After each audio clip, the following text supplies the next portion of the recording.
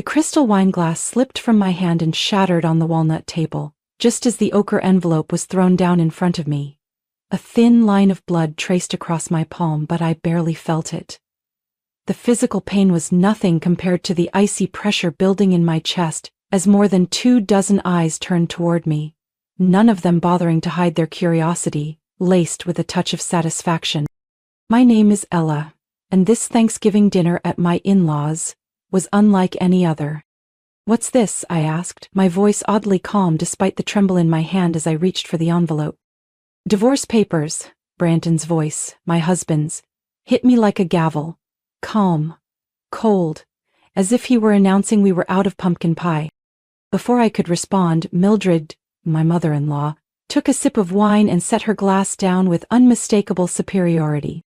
We thought it would be gentler to do this with the family present, she said, each word delivered like a royal decree. Gentler for whom?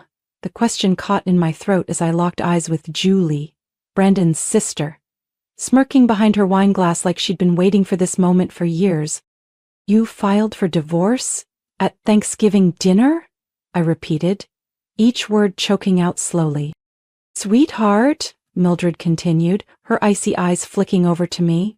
Everyone here knows you were never really a fit for this family. Under the table, Lindsay, my best friend, who'd begged to come tonight, grabbed my hand and squeezed. She was the only reason I hadn't stood up and walked out the moment I arrived. I glanced down at the plate in front of me, slices of turkey, cranberry sauce, golden brown rolls, and suddenly felt sick. I had never felt so humiliated, and they weren't even trying to hide it. Oh, come on, Julie chimed in, sarcasm dripping from her lips. Everyone knows that little art studio behind the house is just your excuse not to get a real job. This time, the laughter came freely. Even a few cousins I'd assumed were neutral couldn't hold back their grins. I looked at Brandon, searching for something familiar. A flicker of regret, a trace of the man who once helped me paint every wall in my studio. But he avoided my gaze, as if I were a stranger in the house I once called home. We just wanted to help you wake up, Mildred said, dabbing her lips with a pristine napkin. This family needs someone sturdier. I took a deep breath. Beneath the tablecloth, my hand brushed against my purse. Inside it was a document I'd kept hidden for nearly a year. A deed to the house, signed over to me one night when Brandon was drunk on our 6th anniversary. He didn't remember a thing the next morning. But I did. You're right, I said slowly, rising from my chair, blood dripping onto the expensive tablecloth. I don't fit in with this family. I'm far above your standards. What? Brendan looked up, his face flushed. Lindsay, can you take me to the hospital? I asked, turning to my still stunned friend. My hand's bleeding. Oh, and Mildred, you might want to wash that tablecloth soon. Blood stains if you leave it too long. Kind of like deed transfers? The clattering of cutlery rang out. What deed transfer? Mildred asked, her voice suddenly off balance. I smiled, a small smile, but cold enough to drop the room's temperature. Happy Thanksgiving. This may be the last meal you have in this house. And with that, I left the table behind. Ignoring the shouting, the toppled chairs, and Brandon calling after me. I didn't look back. I didn't need to. What I needed was to stop the bleeding. And start the plan. Lindsay drove like the wind through quiet suburban streets lit with soft amber lights. I leaned to the side, hand wrapped in a blood-soaked napkin, still throbbing. But the sting was nothing compared to the rupture that had been waiting inside me for years. Just waiting for tonight to break free. We pulled into a small emergency clinic. The doctor stitched the cut on my palm. 6 stitches. I didn't even flinch. In my mind, I was no longer the quiet little wife of the Harringtons. I was Ella. The only woman at that dinner table who stood up when everyone else expected her to stay down. Back at Lindsay's apartment in the city, I opened my phone and pulled up a draft I'd written months ago to my attorney, Gloria McDaniel, a sharp woman who'd won property disputes that seemed impossible to unravel. Subject, property at 118 Willow Creek. The time has come. I hit send. Ella, are you sure about this? Lindsay asked as I poured myself a glass of water. I looked at her, the only friend who never laughed at my dreams, the one who secretly brought buttered rolls to my studio when I painted through the night. I've been silent too long, I said, voice low but firm. Now it's their turn to listen. The next morning, Gloria arrived at Lindsay's as scheduled, carrying a thick folder and that lawyerly gaze. No emotion, no judgment, just strategy.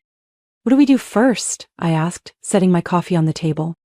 First, file the ownership confirmation at the local office, she said, flipping to a legally binding copy of the signed deed from Brandon. Then serve the Harringtons with a 30-day eviction notice. I nodded, unblinking. The time had come. That evening I returned to the house I had lived in for 6 years, not as a daughter-in-law, but as the rightful owner. The grand estate stood quiet in the dark, the glass doors reflecting my headlights as I parked. I didn't knock. I rang the bell. Because I had every right to. Brandon answered, stunned at the sight of me. Long coat, hair neatly tied back, papers in hand. Bella, about yesterday. It's not about yesterday, I said, holding out the papers. It's about the past 6 years. He stepped aside. The living room still smelled of wood and expensive perfume, but now it was just a facade. The people who once called me the outsider now sat on my couch, in my house, like they belonged. What's this? Mildred asked, eyeing the notice I placed on the glass table. An order to vacate within 30 days, I replied, locking eyes with her. This house has been legally mine since last year. Brandon forgot? Her face went pale. Julie exhaled. Brandon said nothing. For the first time, there were no snide remarks. I don't plan to kick anyone out, I said slowly, but if you thought you could push me out of my own life and just keep living here like nothing happened, you might want to read that notice carefully. I left in silence, behind me a suffocating house full of people now unsure of what had just happened. That night, I didn't sleep. I opened my laptop and revised the plan I'd once drafted as a girl with dreams pinned to every wall of the studio behind the house. I'd once dreamed of turning that space into an art gallery, not for rejected pieces from prestigious exhibits, but for works dismissed by loved ones, cast aside by family. I had the vision, I had the name, The Haven, where art finds refuge. I smiled. It was time to show them I wasn't just some backyard painter. The next morning I stood before the large windows of the estate, once a symbol of Harrington power. Now it was an empty shell waiting to be reborn. The smell of old paint, plaster dust, and scratched walls mirrored a past I was finally ready to shed. Lindsay entered behind me holding 2 steaming cups of coffee. She looked around and paused in the grand foyer. Once where Mildred made me polish the floors because it's the first impression for guests. This place could be something else entirely, Lindsay said, eyes bright. A real gallery, full of light, air, and freedom. I took the coffee and nodded. Remember Professor Bennett, the one who taught restoration back in college? The one with the deep voice and stories about lost Renaissance paintings? That's him. He still has a studio just outside Boston. I've been working with him for over a year. Secretly, nights, weekends. While Brandon thought I was at yoga with friends. Lindsay laughed. And now it's time to bring that secret into the spotlight? I didn't answer, I just took out my phone and made the call. Professor Bennett, I said when he picked up. It's time. 3 days later, Professor Bennett's studio appeared like a slice of another world. Exposed brick walls, the scent of linseed oil, and sunlight slanting through towering windows. On the table was a portrait in mid-restoration. The woman's face looked like it had just awakened from a centuries-long sleep. You're right on time, he smiled, removing his safety goggles. I'm guessing the Harringtons finally learned what consequences look like? Not exactly, I said, placing the design draft on the table. I don't want revenge through anger. I want to rebuild through art. A bold idea, he said, furrowing his brow, but I saw the spark in his eyes. I pointed to the initial sketch. The grand hall would become the main gallery with natural light streaming through a skylight. Side rooms would be divided into a restoration studio, classrooms, and an exhibition space for emerging artists who hadn't yet had their shot. What's it called? He asked, washing his hands after flipping through the plans. The Haven, a place where art is brought back to life. Professor Bennett nodded slowly. then led me to a side room filled with old paintings waiting to be restored. He pointed to a still life with a torn corner and smoke damage. You want to create a space for things others deem beyond repair. I like that. Because I was once one of those things. He said nothing, just placed a hand gently on my shoulder. The following week, when we returned to the estate, the architecture crew had already started removing the outdated wallpaper and hauling out the heavy armchairs Mildred once called French heritage. I stood among the dust, blueprint in hand, conducting each step like a symphony. On the 10th day, I sent out the first press release about the Haven. It was short, but clear. A mansion once symbolic of rigid tradition will soon become a sanctuary for rejected pieces of art. The response came faster than I expected. An independent art magazine reached out for an interview. A collector in Chicago offered to fund a section of the exhibit. And then came the final email that left me speechless. An invitation to collaborate with the Smithsonian Conservation Center. The same place that had rejected my internship application 3 years in a row now wanted to learn from the open access conservation model I was using at the Haven. One late afternoon, as amber light spilled into the now empty great room, I unrolled a new floor plan across the tiled floor, my eyes landing on the spot where the Harringtons' dining table used to be, where I'd once been handed divorce papers.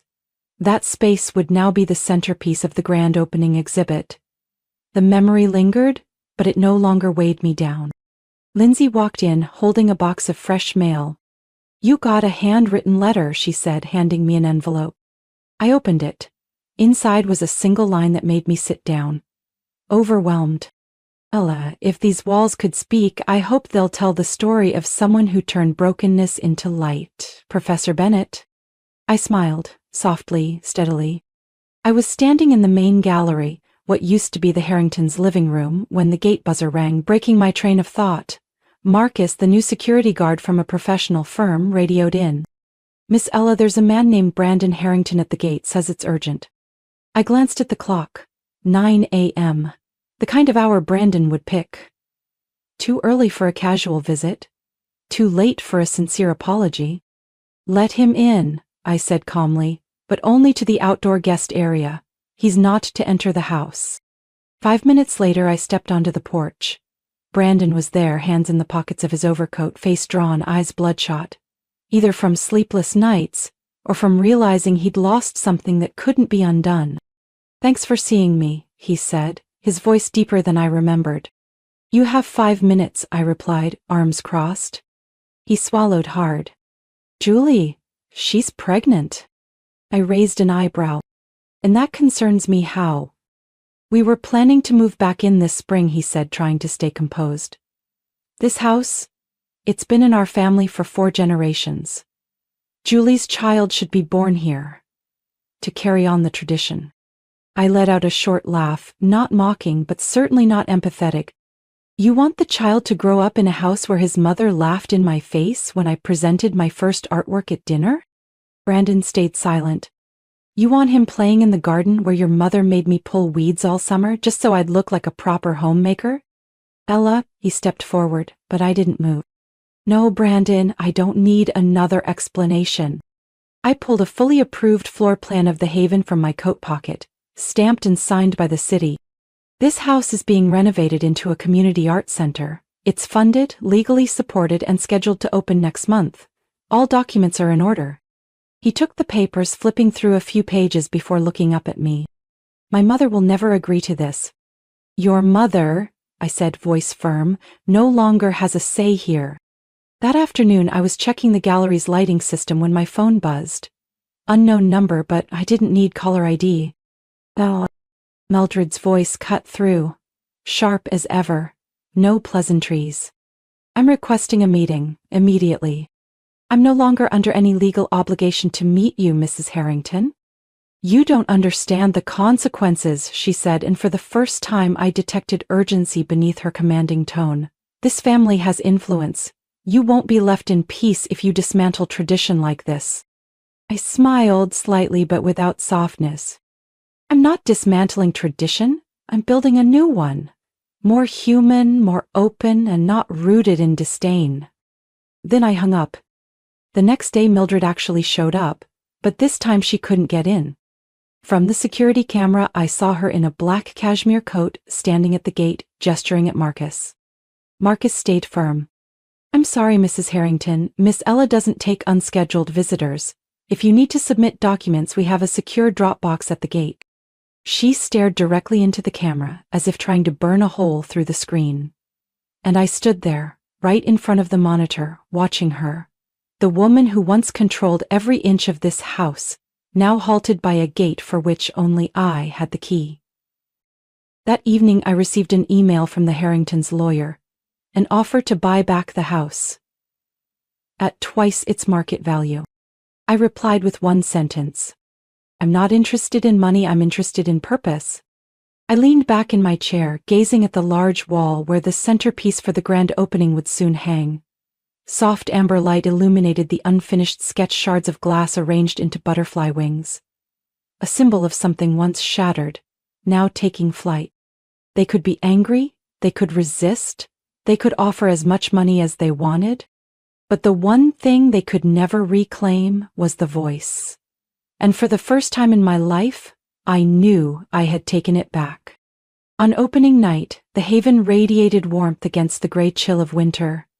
Golden lights spilled across the exposed brick walls, highlighting each piece of art lining the main hallway, once the stately foyer of the Harrington estate. The very people who once called this place a family legacy could never have imagined that one day it would echo with applause from artists across the city. I stood behind a small backstage curtain set up inside the gallery space, fingers lightly gripping a glass of water, my index finger twisting the edge of a napkin. With every passing minute, more guests arrived. Reporters, collectors, curators from major museums, and even a few familiar faces who had once rejected my submission packets 3 years ago. Lindsay approached in a deep emerald velvet dress she'd had tailored just for this night. "Ella, you have to see it out there. There's a line around the block, and Channel 6 just set up a camera by the stairs." I nodded, saying nothing. My heart pounded, not from fear, but from knowing this time I had nothing left to lose. Outside, the docent began the guided tour of the first piece. I heard footsteps on the hardwood floors, camera shutters clicking, and soft murmurs. "This is incredible. Who would have thought this was once a private mansion?" At exactly 8 o'clock, a soft chime rang, signaling the start of the speeches. I stepped out, the spotlight catching the wooden podium where I now stood, facing a full gallery. "Thank you all for coming tonight," I began, my voice steadier than I expected. This place was once filled with silence, forced expectations, and whispered judgment. But tonight, it is handed over to stories that are real, uncensored, and unapologetic. I turned toward the large painting in the center, still covered by a black cloth. This piece was created over the course of a year, through sleepless nights, moments of doubt, and times when I thought I wasn't strong enough to continue. I gave the signal. 2 staff members gently pulled the cloth away. Behind it stood a massive painting, oil, fragments of old newspapers, and shards of broken glass assembled into glimmers of light. At the center, a flipped dining table, shattered crystal glasses, and mirrored pieces reflecting dozens of faces. Pain, anger, helplessness. And finally, in the center, a woman standing tall, holding a paintbrush, her gaze steady and forward-facing. "Reclamation," I said, "not just art, it's dignity, it's voice, it's me." The room went silent. Then, applause. At first scattered, then rising, wave after wave. A critic from the Boston Review approached, requesting an exclusive interview. A collector from New York leaned toward Lindsay and whispered, "I want to buy the original, name the price." In the midst of the crowd, the front door unexpectedly opened. All eyes turned. Mildred Harrington entered, back straight, eyes unyielding. Behind her were Brandon and Julie, her pregnancy now unmistakable. "I thought this was a public space," Mildred said, her voice cold. "Of course," I replied, stepping forward with a smile. "Everyone's welcome, even those who once called art a cheap pastime." The room stirred. Reporters turned their cameras. "You've used the Harrington name to stage a personal scandal," she snapped. "You've disgraced my family's legacy." "I didn't disgrace your tradition," I said calmly. "I simply told the truth of what I lived. Through art." I gestured to the central piece. This is truth. This is my voice. And for the first time, it's being heard. Mildred opened her mouth to respond, but another round of applause cut her off. From the corner, a silver-haired man stepped forward, the lead curator from the New England Museum of Fine Arts. "Mrs. Harrington," he said, "your son should be proud. We're considering this piece for next year's exhibit, Women and the Voice After Silence." Mildred clutched her purse, silent. Julie lowered her head. Brandon quietly stepped back. I said nothing more. I simply turned to Lindsay and raised my glass. "What are we toasting to?" she asked. "To the words that once broke me," I said. "Now the foundation of something new." And when I looked back, the spotlight once again hit the painting, its broken glass catching the light like fractured rainbows across the ceiling. This wasn't revenge. This was rebirth. Monday morning, I was in my second-floor office at the Haven, flipping through exhibit contracts from a gallery in Seattle when my phone buzzed.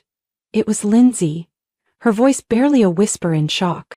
"Ella, turn on the TV, Channel 9. It's about the Harringtons." I reached for the remote, hands trembling slightly. The bright red headline scrolled across the bottom of the screen. "Harrington Capital under investigation. For financial misconduct, millions missing." The anchor spoke gravely.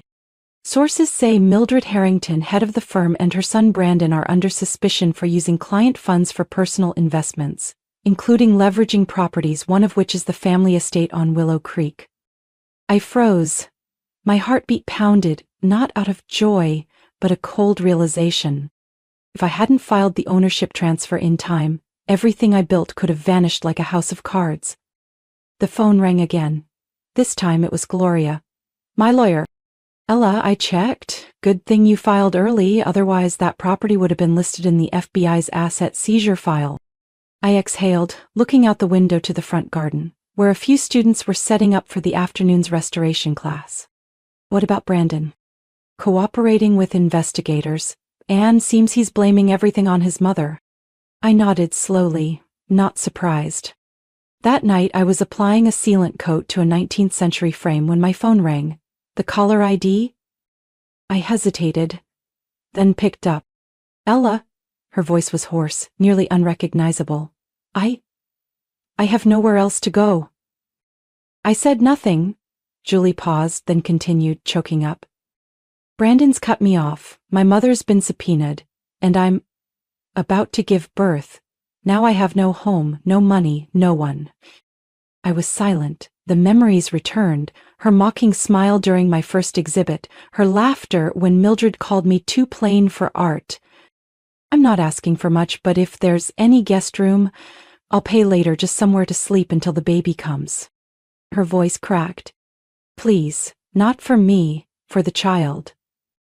I looked at my hands, still smudged with paint, the same hands that once trembled as I was handed divorce papers over Thanksgiving dinner, but now they were building something that mattered. I took a deep breath. "The guest house behind the garden is empty. I'll reset the code. You can stay until you find another way." Julie was silent, then came a quiet sob on the other end of the line. 3 hours later, an old silver car pulled up to the Haven. I opened the gate. Julie stepped out, visibly thinner, her belly rounded. In her hand, a faded canvas bag. No more luxury coats, no more heels or designer perfume. Standing before me was a woman stripped down to her rawest self, a version of Julie Harrington no one had ever seen. "Thank you," she said, eyes red. "I know I don't deserve it." I led her down the stone path, past the newly planted garden. The guest house was clean, with running water, fresh linens, and lights already on. Before I left, I paused on the front step. "I'm not doing this for you. I'm doing it for the child who never got to choose any of this, and because I believe no one should be forever defined by their past mistakes." Julie nodded softly, tears falling. I turned away without another word. Back in the studio, I looked up at the reclamation painting in the center of the hall. The broken glass still reflected light, as if alive. A new message echoed in me. Sometimes forgiveness isn't for others to sleep well. It's for you to finally be free. I sat down at my drafting table and began sketching for the spring exhibition. The theme this time? Rebuilding from ashes. And I knew, somewhere in the corner of that back garden, a woman was beginning her own chapter. The gate buzzer rang on a spring morning. Sunlight filtered through the tree canopy, stretching across the weathered brick walls of the Haven, now a well-regarded art restoration and exhibition center. I glanced at the security camera. The figure at the gate wore a light gray sweater and cradled a carefully wrapped painting. Her silver hair was neatly tied back, but that face, unmistakable. Mildred Harrington. I let the screen go dark and took a deep breath before speaking into the intercom to Marcus. Let her in, but only her. She walked into the reception room with slow, measured steps. Gone was the proud tilt of her chin from years past. She set the painting on the table and gently unwrapped it, revealing an old portrait of a young woman with softly curled hair and a distant gaze. The colors had faded, and fine cracks stretched like spiderwebs across the surface. "This is my mother," she said quietly. "It's been in the attic for nearly 30 years. I forgot it was even there." I nodded, remaining silent. She continued slowly. "Ella, I know I wronged you. I dismissed your dreams, I helped push you out of this family, and when everything fell apart, I realized the only thing left standing was what was honest." I sat down across from her. "I can restore this painting," I said, my eyes tracing a crack along the frame, "but it will never be exactly the same, and that's a good thing." Mildred looked up, puzzled. "Because those cracks," I continued, "are what make it precious. The past doesn't need to be erased, it needs to be acknowledged, then rebuilt, with understanding and grace." She sat in silence for a long while, then finally said, "I'm not here to ask, I'm here to learn. If you'll allow it, I'd like to work here. Administrative tasks, cleaning, taking notes, anything. I need to make something right. Not to undo the past, but to live better." I leaned back, considering, then pulled a file from the drawer.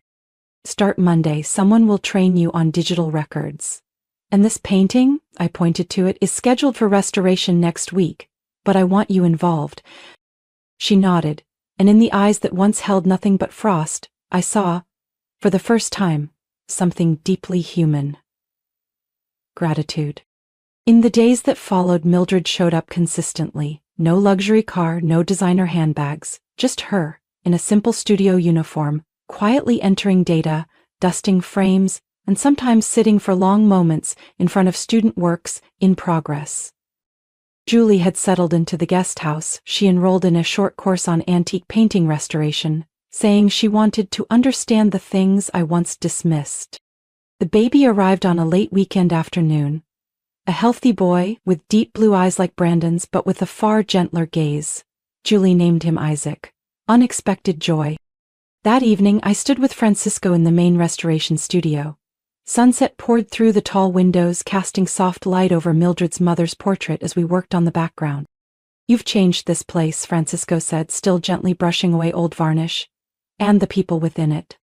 I smiled, looking around at the young apprentices. Some came from top art schools, others had dropped out years ago, but all of them were focused, delicate, treating each crack as a memory to be honored.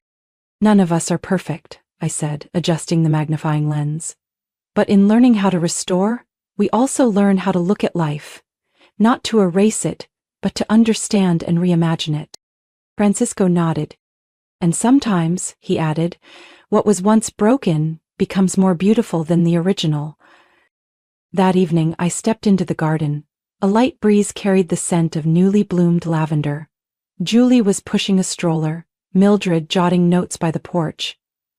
Isaac slept soundly, lips curled into a soft smile, as if dreaming of a world untouched by pain. I looked up at the house, once a symbol of pressure and judgment, now reborn. Not a victory, a healing. A work of art being redrawn, not by erasing the past, but by making it more honest, more meaningful, through its imperfect lines. And I knew from that moment on, I wasn't just an artist. I was a keeper of memories, and I was giving them their chance to live again in the gentlest way possible. Ella's story is proof that the cracks in our lives don't make us weak, they're the foundation for something stronger. She turned pain into purpose, transforming a house once defined by scorn into a thriving center of creativity. In real life, we've all been dismissed or broken at some point, but when we choose to rise, heal, and build meaning from that pain, life rewards us with freedom and the deepest form of growth. What do you think about Ella's journey? Was her forgiveness a weakness or her true strength? Share your thoughts in the comments below, and don't forget to follow the channel for more powerful stories about family and resilience.